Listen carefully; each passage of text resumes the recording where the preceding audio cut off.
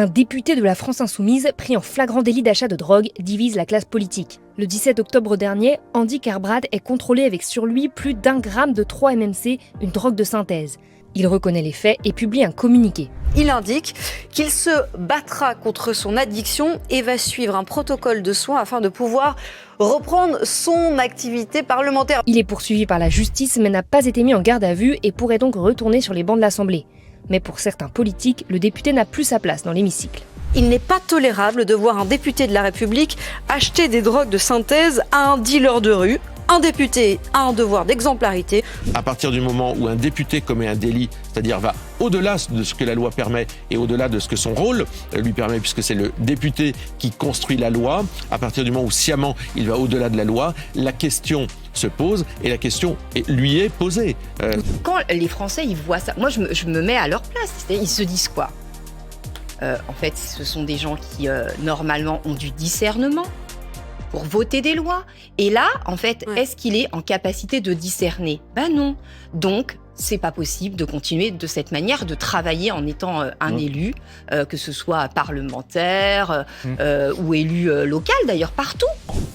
La drogue est un poison. Un parlementaire a un devoir d'exemplarité. Nous sommes en guerre contre le narcotrafic, qui aujourd'hui gangrène la vie de beaucoup de nos concitoyens et qui vraiment, sur certains quartiers, pèse très lourd dans le quotidien des habitants. Et donc, ce n'est pas acceptable. Pour plusieurs politiques de gauche, le député doit se faire soigner sans être stigmatisé.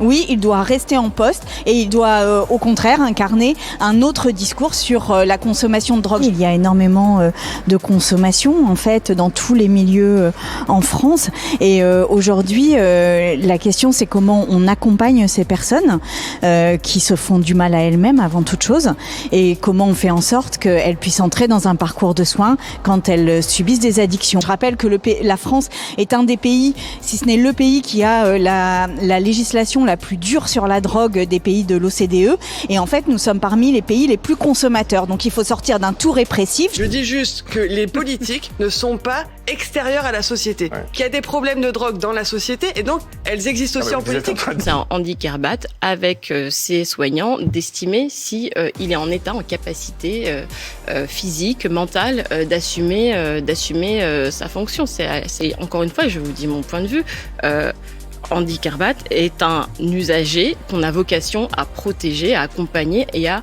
soigner. Cette affaire de drogue n'est pas la première à l'Assemblée. En janvier dernier, Mediapart révélait la consommation de cocaïne du député Emmanuel Pellerin avant et après son élection à l'Assemblée, ainsi que la réception de livraisons de drogue sur son lieu de travail par un conseiller ministériel en décembre 2023.